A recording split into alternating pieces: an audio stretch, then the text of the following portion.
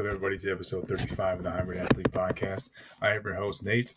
I am here basically going to cover some detailed muscle group analysis, you could call it. I work as a data professional, so I get a little bit of analytics sometimes when I talk about fitness, but for the most part, I'm just kind of, like a grind it out, it's kind of like, discipline, dedication, stay consistent. Obviously, anyone that's in bodybuilding, knows consistency is the key. It's basically checking all the boxes every day. It's nothing spectacular. It's really just like effort, doing the same stuff, having by hour, executing on how much calories you eat, quality of calories, getting your meals in, recovery, hot cold therapy, taking care of your joints, taking care of your lagging body parts, stuff like that. So I'm kind of in the set, I'm kind of well past endurance racing now at this point. I'm basically like 13 months into fitness for bodybuilding, like weightlifting, training for strength, training for functionality, hypertrophy training, high volume. High intensity though. So basically, just to give you like what I'm going to do is I'm going to give you like a broad layout of like all the different types of sets, schemes, exercises that I do for like kind of some of these body parts. Particularly, maybe go over like my split that I've been kind of doing and how it works. Kind of speak to the success that I've had. And then maybe give you just kind of like a breakdown of like what maybe I would suggest or like what my response is to kind of the optimal types of for somebody who's more advanced who wants to get into like the keep accelerating and keep growing as quickly as they can. Obviously that's the goal, is to like break plateaus and get new gains and break into new levels of strength, new levels of fitness, whether it's your physique as a whole or whether it's your ability to lift more weights. I think people have different goals when it comes to fitness and particularly weightlifting, but my plan is just to go over that today. So I'll start with kind of like a breakdown of kind of the best exercise and set schemes that I do for each body part. Start with the bigger muscle groups. So when we talk about back for me has been kind of like my big project in 2025 so far, has been like, okay, like get the most connectivity, like get the best mind to muscle connection to your back. Squeeze, find ways to get a back pump, which is hard. It's, in my opinion, is the hardest muscle group to get a pump with. You can do like 2 exercises of shoulders and you already got a shoulder pump because the blood's just rushing into that spot. But when it comes to back, you want to work your lower. You have your latimus dorsimus.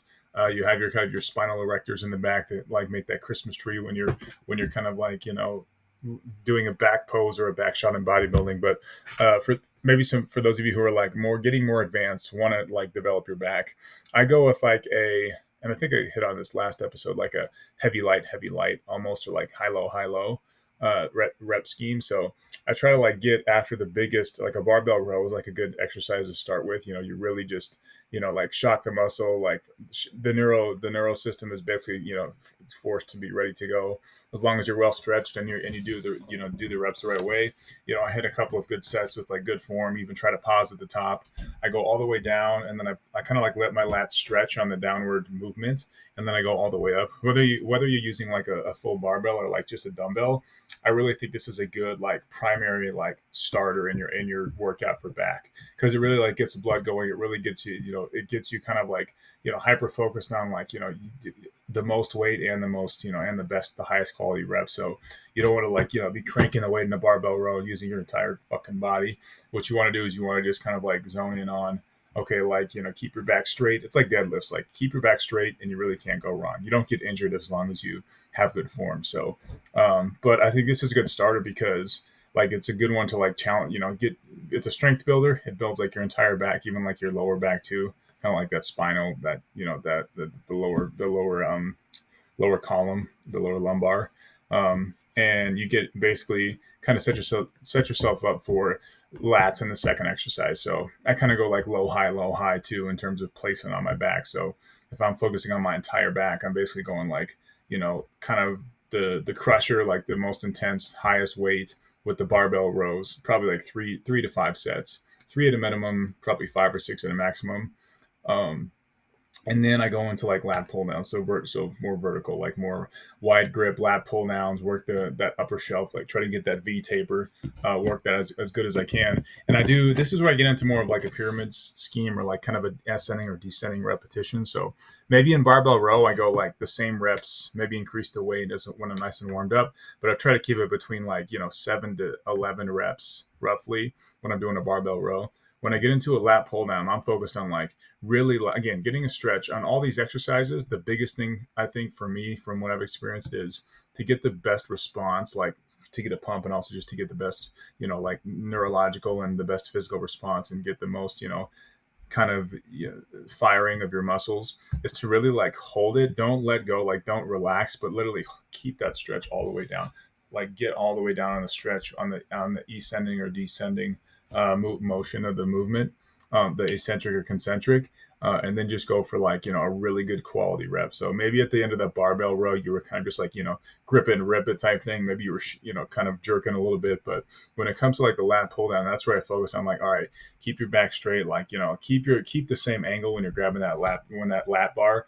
I prefer having the ones with two hooks that connect. The one is, I don't know, I don't like it. It kind of like swings and everything. It's like better stabilized for you. It's almost like a mobile bar, like a pull up bar that's just on attached to the cable. So I like that better if it's available in your gym. But then basically just go like another 3 or 4 sets. So basically it's like I said, ascending or descending pyramid. I might start with like whatever weight you can do comfortably with like 12 to 16 reps. I start with that, and then I just kind of ascend down. So I may jump up in weight and decrease reps, or keep the rep based on the quality of the previous set. I might just keep the weight the same and then drop down a rep or two because I'm getting more fatigued.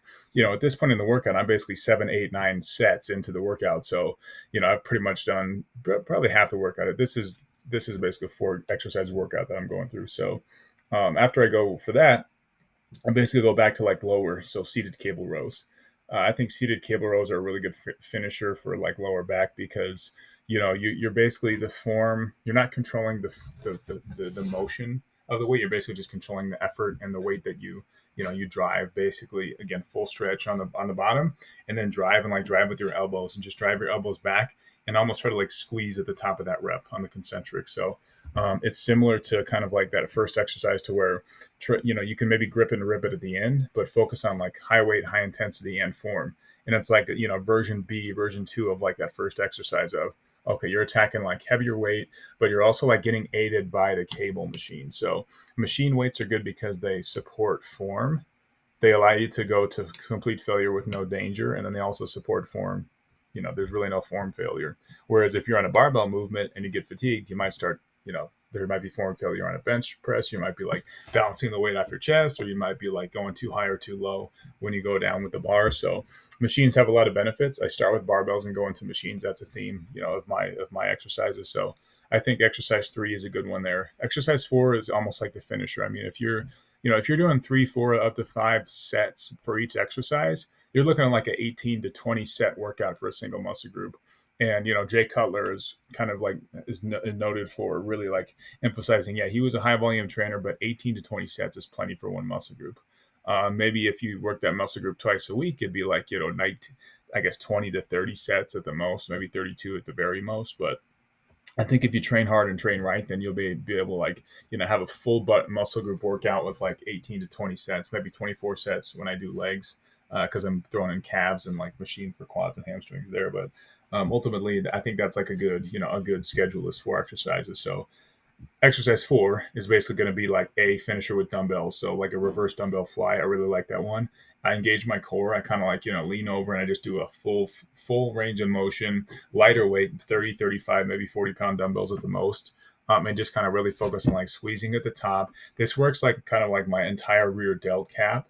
It works until like my rear delts like really towards my shoulders and kind of finishes like the shape that I want in my back. If I'm holding like a back pose, like a reverse back, I post a lot of like back shots too when I'm basically like, like doing my shorts and stuff and recording a progress update. So I always finish with the back shot. So I think like, that's like important for kind of like focusing on bringing that on keeping that high level and keeping that quality, because that like contributes to your V taper. And like if you have a thin waist, that's really what is like icing on the cake in terms of like, okay, you have like a nice shape, and you're fully developed all the way up to like your lats. NFL football players have these massive, deltoids and stuff, and these massive, lats there, but you don't need like a full shelf. I mean, as long as you focus on like, quality exercise like dumbbell reverse flies or machine reverse flies when you're using that, it's like, turn around on like the cable flies or the machine fly for chest. You just turn around and you do it for back the same way, develop those rear lats. So I call it the finisher. So basically 4 exercises.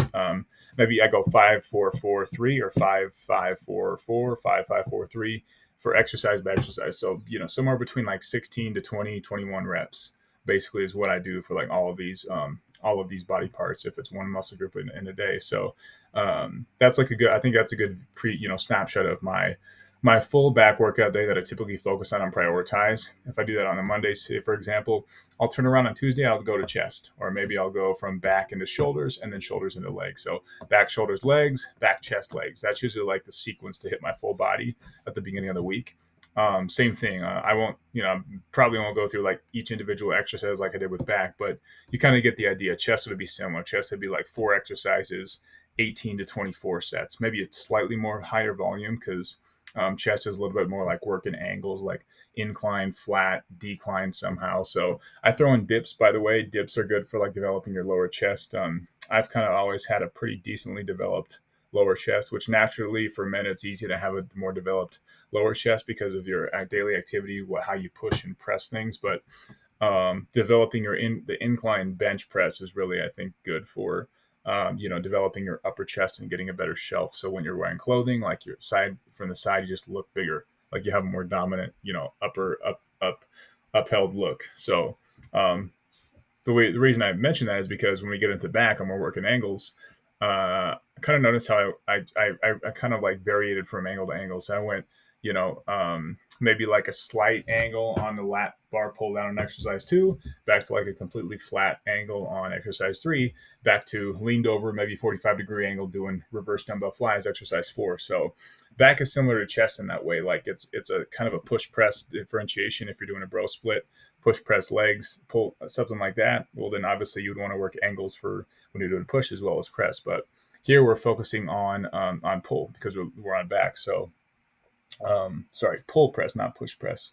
But yeah, basically that's kind of like, I think I'm getting a good recovery system, a good recovery schedule from focusing on improving the quality of that major workout for back or chest or whatever at the beginning of the week, hitting every major muscle group, maybe throwing in a few arms. But the last thing I'm going to talk about is arms, as its own workout in a few minutes. But just to kind of finish, like, yeah, the idea of training major muscle groups. I think training major muscle groups properly is really how you get better at everything when it comes to fitness. It's how you get better at flexibility. It's how you get better at like core strength. It's how you get better at I guess overall quality of like how you feel about your fitness.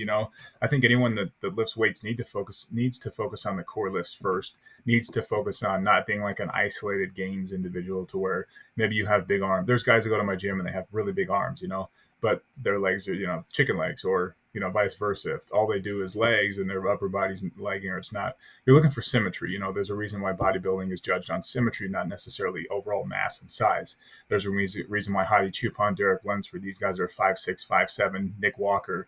They're basically some of the best in the world year over year because they've mastered shape, symmetry, efficiently training and just optimizing strength while, keeping their kind of their natural shape and kind of their body's architecture. So if you're kind of if you're an isolated gainer, I would definitely suggest like going into a major muscle group and focusing on 4 exercise, varying angles, varying movements, high, low in terms of intensity, volume, or in terms of angles, or even in terms of like rep scheme strategy. So the example I gave for back was like, okay, I'm pretty much consistently the same number of reps. I might adjust weight. Then I go to like an intentionally descending pyramid scheme of, 15, 13, 12, 10, 9 reps or something. It kind of fluctuates, but the concept's the same, is try to keep intensity as high as you can by tweaking both weight and reps at the same time as you decrease reps, potentially ideally increase weight, sometimes keeping the weight the same, but always maintaining high level of intensity. That's what a lot of this planning is about. If you like fitness like I do, you're kind of thinking on a daily basis. I even write notes and stuff, and I like, okay, like how do I improve this part of my fitness, or what's my plan for this week? Okay, on Saturday I did this, and maybe I did back on Saturday. I'm gonna hit the ground running. I'm gonna do chest. Like, what type of chest workout am I gonna do? Then what am I gonna do on Tuesday? So it's fun to like plan this stuff out. And I think like the last piece of feedback before I get into arms that I would like to give is and maybe share as someone who's like again advanced, not elite, but definitely kind of in a fluid rhythm of like how I execute every on a weekly basis. The last like maybe feedback thing I would want to give is like don't change the entire workout or all the major exercises all at one time. Throw one exercise in, take one out that you're kind of like maybe you feel complacent in or you're not getting the most out of it, and then like track that progress. So I think there's too many people that say like, oh, I'm just starting keto, or I'm just starting like this type of training, or I'm going to CrossFit now. I'm doing 75 hard, like I'm doing all these things, and like just because they were recommended or you learned about them online or something. But I think like if you're strong, if you have a good base in your foundation of like, okay, I'm like successful doing things this way, but maybe I change 8, 10, 15, a small portion of like what I do on a weekly basis. Going back to the back workout, so maybe what I would substitute for one of those back workouts is like instead of doing like the seated cable row in the third exercise, I would throw in a T-bar row, like a heavier T-bar row. I grab like a little L-shaped, handle, one of those sturdy handles, and then I basically just wrap it around, stick a barbell in the corner, wrap it around the barbell. I know Ronnie Coleman and Jay Cutler are famous for doing some of those videos for some of those, exercises where they have like an obscene number of plates, like 12, like 45-pound plates on a barbell, just, cranking away at the T-bar row. So I think T-bar row is really good for kind of like your upper and like the entire internal, right along your spine. I've kind of like discovered that I get a good response, I get a good pump, like I get a good reaction and stimulus to doing a heavy T-bar row and focusing on like not like swinging the weight and jerking the weight up, but definitely just kind of like focusing on, okay, go all the way down and really squeeze up at the top and even try to hold it if you can. And really build some grip strength, just overall strength from that. So that's an example of substituting just one exercise. I wouldn't just go do pull up something different and throw all those 4 exercises in the trash and then do something completely new.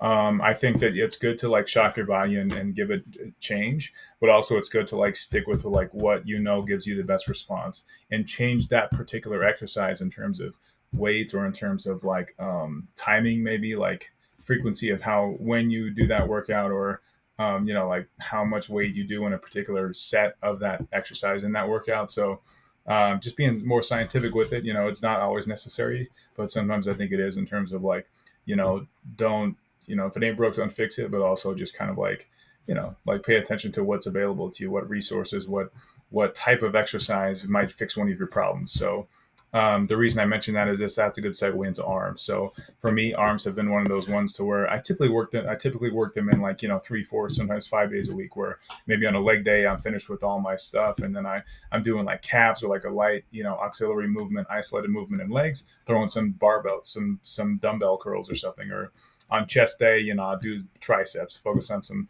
good heavier triceps. So I like that, but also I think there's like I've just started getting more gains on my arms because I'm throwing in like a day that's completely dedicated to arms. And the big change for me is like where I was focused on working shoulders like twice a week just because I want to have big shoulders. And I think it makes you look better overall on your upper body, and it accentuates like your V taper, accentuates how you look in other muscle groups. But what I started doing is I started saying, okay, I'm sat like my shoulders don't need work as much as other body parts. So I want to really start to grow my biceps. So what I've done is like I've dedicated one day to like all arms. So it's like basically 3 exercises for biceps and biceps only, and then like light cardio that day and not like a high intensity. I don't focus on like high intensity interval training on that day where I have. I don't focus on like another 3 to 4 exercise workout of shoulders like lateral dumbbell raises or like overhead barbell press or overhead dumbbell press or something like that. I've exchanged that for like heavy barbell Z bar curls. So I'm on the preacher curl and I'm using the seat to support myself, and I'm basically giving like max effort, like training, doing to failure bicep curls. And my response is like I'm seeing like, okay, it's kind of like bullshit if you're saying like, oh, arms is a smaller muscle group, so work them in and your arms will grow. I'm discovering that a lot of that's wasted effort. And I'm discovering that you really need to focus on, if you're trying to improve your squat, it's going to be a very intense, it's high intense effort to improve your squat even by like 10, 15, 20 pounds week over week, month over month. So what I'm seeing with arms is like shape and size will change when you really put yourself to the limit, even on arms. It's hard to treat arms as important as you treat chest or back with the upper body, but I think it's necessary because I'm seeing like literally an increase probably in half an inch or so in my biceps, which I've been like steady at like decent arms, like I finished endurance and stuff, and I always did push-ups and pull-ups even around endurance, and I had a good I felt confident that my arms are decent size for kind of what I do. But now that I'm like focusing more on actual bodybuilding and I really want to get good arm pumps, like triceps, really doing like digging into like dips, like weighted dips if you're more advanced, like doing that on its own day will really make a big difference. And even saying, I'm going to allow myself to recover from a heavy arm day for 2 days, and I'm not going to touch a fucking light dumbbell for like a dumbbell curl in the middle of another different workout. It's worth it. It's like kind of wasted effort. It's just like noise in between. And what I'm doing now is that's how I've changed my schedule. My workout regimen is I'm throwing in like a dedicated arm day, usually on Thursday or something. And then I won't touch, sometimes I won't even do another curl until Monday. So I'm like Monday, Tuesday, Thursday, 3 days a week only on arms. One's like a full intense arm day. One of the other days is like triceps during chest, and maybe the other bicep day would be during back, right? So not as intense as that solo arm day, but I have leg day to recover. I have maybe shoulders only to recover, something like that. So I've kind of like deviated from like let's put it this way. Let's put it so three days get arm 3 days get arm day, and on a scale of 1 to 10, effort, intensity, everything, one arm day is a 10, one arm day is a 6, and one arm day is a 5. Whereas before it was like 4 4 4 4 4 4 4 on arm day. You see what I mean? So it's like you're not really like making that 10's a whole lot more valuable than 3 4s, even 4 4s, right? So what I'm saying is like get to optimize to capture like recovery benefits of a heavy arm day. Allow yourself to recover, do other things, and don't think like it's just a filler. It's like a space filler. It's almost like do these light abs without much effort. Like just because you're doing crunches doesn't mean you're going to get a six pack, right? You want to engage your core, do high intensity things like do different angles, like really challenge yourself in abs to like kind of, I guess, craft and shape a better version of like what how you look in terms of smaller muscle groups. So that's the last thing I'll say is those are my takeaways. Just to kind of recap here. So a 4 exercise, high low, working angles on major muscle groups during the week. 4 exercise workout I think is best, and you can customize it and exchange probably one of those 3 to 4 exercises on a monthly basis or a bi-monthly basis or whatever mesocycle you have, right? Whenever you started. And then the second thing is like smaller muscle groups, give them their own day. Even as a beginner, intermediate, advanced, professional, I think whatever level you're at, that's important. I think there's a lot of benefits to focusing on that. And if you want to get a better peak in your bicep, a better shape overall of the muscle belly, I think you're gonna like this. You're gonna see like how much of a benefit it is to throw that in as its own day. But I'll leave it at that. We're about 23 minutes in, so it went a little bit longer than usual. But thanks guys for watching, and we'll talk to you soon. Bye bye.